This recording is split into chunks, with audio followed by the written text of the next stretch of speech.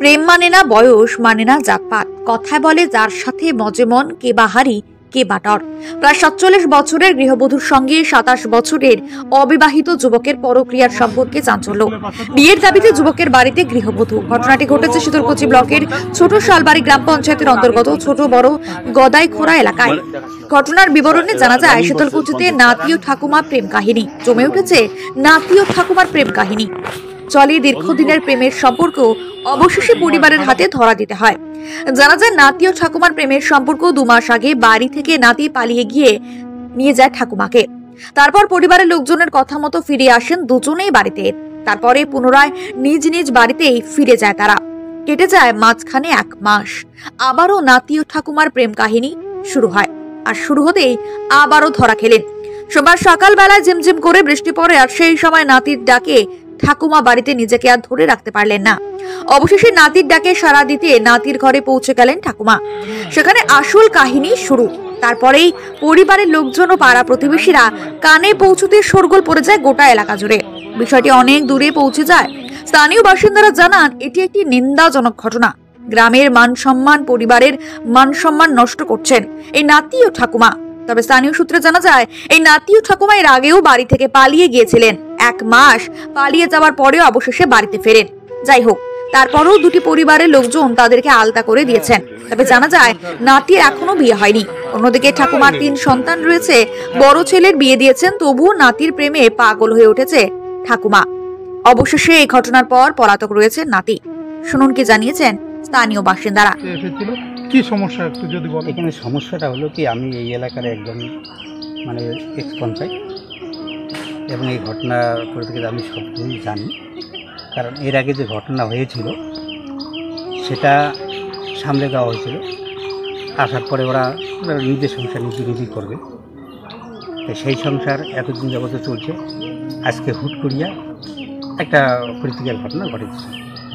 তো সেইটাকে সাময়িকভাবে সমস্যার সমাধান করে নেওয়া হয়েছে। এবং এইরকম বউ দৃষ্টিবৃত্ত হিসেবে থাকলে এলাকা নষ্ট।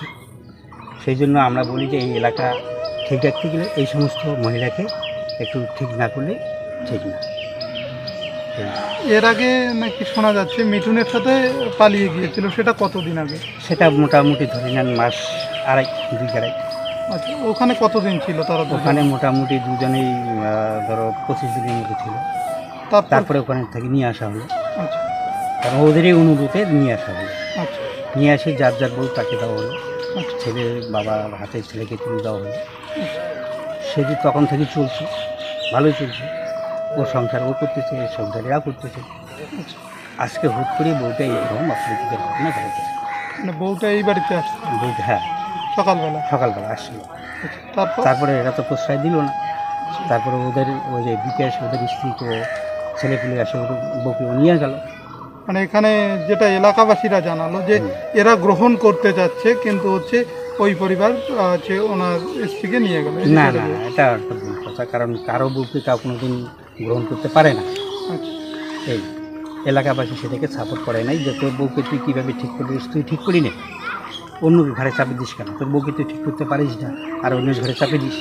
এভাবে সমাজটা নষ্ট হয়ে যাবে। হ্যাঁ, না, এটা হঠাৎ কোনো ঘটনা নয়, দীর্ঘদিন ধরে তাদের ঘটনা, এবং যার প্রতিফলনে তারা ২.৫ মাস আগে পালিয়েছিল এই জায়গাটায়। আবার নতুন করে এই ঘটনাটা ঘটলো। আপনি গ্রাম পঞ্চায়েতের প্রাক্তন সদস্য হিসাবে এই ব্যবস্থাটার স্থায়ী কি সমাধান করতে চান? স্থায়ী এটার সমস্যার সমাধান করার জন্য আমরা বসছিলাম, এবং সে ব্যক্তি কোনোতেই ধরা দিচ্ছে না। এখন আমরা তাদেরকে জবরদস্তি করে কীভাবে ধরি? কারণ আমার এলাকাবাসী ব্যক্তি ধরা দিচ্ছে না, কে বিকাশ ধরা দিচ্ছে না, মানে মহিলার স্বামী ধরা দিচ্ছে না। আমরা কিভাবে তাদেরকে ধরে নিয়ে আসবো? মানে তার মানে এটাই যে বিকাশের মদতে তার স্ত্রী এই অপকর্মগুলো করছে। এখন কি করি বলি, ওর মদত, তা নাহলে ও কেন কোনো কথাই ঠিক রাখতে পারতেছে না। তো তাহলে ওর বউ শৃঙ্খলা হয়ে গেছে। তাহলে ঘটনাটা এটাই দাঁড়াচ্ছে যে বিকাশের মদতেই তার স্ত্রী এরকম উচ্ছৃঙ্খল হয়েছে। মদত দিচ্ছে কি দিচ্ছে না সেটা আমি বলতে পারতেছি না। আজকে যখন ঘটনা ঘটলো তখন তার বউকে তার আসে নিয়ে গেল। আমরা এটা কি বুঝি? ওর বউকে ও যদি নিয়ে যায়। বিকাশের কয় সন্তান? 3 সন্তান। বড় বড় হয়েছে। হ্যাঁ বড় হয়েছে, একটা ছেলের বিয়ে হয়ে গেছে। আর মিঠুনের তো বিয়ে হয়নি। না, এর বিয়ে হয়নি। এই মিঠুনের বয়স কত অনুমানিক? এনার বয়স অনুমানিক ধরো 30-32। কি নাম আপনার? আমার নাম বিপুল বর্মন।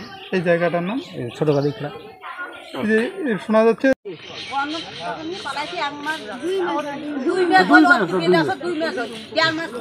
মানে 2 মাস আগে বাইরে গেছিল। আচ্ছা, তারপরে বাড়িতে নিয়ে আসে পরিবারের লোক। তারপর আজকে কি ঘটলো? আজকে আর কি করলো, চাকরা ফোন করছে, আচ্ছা, বেচতে দেখ ঘর্ষণ লাগছে, জল কি দিয়ে ফোন করছে, তুই আয় আসি ঘর্ষণ দাও, ও মেয়েতে ঘর্ষণ লাগছে।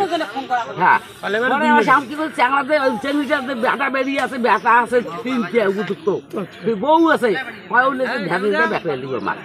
আমার সবাই একটা কর দিল, বাপ কি করলে ওই চাকরার সামনে পানি দিল, বাপ চাকরার বাপ পানি দিল, ওই চাকরা তুই আসি আঁকড়া হারো। আপনারা এলাকাবাসী হিসেবে কি চাচ্ছেন যে এই যে সমাজ নষ্ট হচ্ছে? সমাজটা আমার নষ্ট হওয়া নিচ্ছে, সমাজটা এখন আবার তোমার করো আর তো উঠলেছে বাচ্চা কাচ্চা হিলে কি হবে পরে, হিলে তো তাহলে ওই পথে হিলেও যাবে, আমার তো বেড়া বেরিয়েছে, হিলে তো যাবে ওই পথে। একজনকার যদি অন্ধ করে তা 7 জন বসে দিয়ে এরা সম্পর্কে কি হয়? নাতি হয় তারিবের সময়, নাতি আর ঠাকুমা। ওই ওই চাঙাটা চেঙ্গিটা, ওই যে বেচোয়াটা, ওই যে চাঙার বাপেটা কাকি হয়, আর ওই যে চাঙার ঘর ঠাকুমা হয়, ওই ঠাকুমা ওই নাতির সাথে পাড়ান নাতি। ওই মিঠুনের তো বিয়ে হয়নি। নাই বিয়ে 60 বছর চলে, টাকা আমার বিয়ে নেই, ওই যে দেশের আগে ওটা বিয়েটা বেড়া চাং করে। কি নাম আপনার? বিরুন। আপনার নাম? আইতোবালা। আইতোবালা। আর এই জায়গাটার নাম? বাতাই খোলা, ছোট বাতাই খোলা।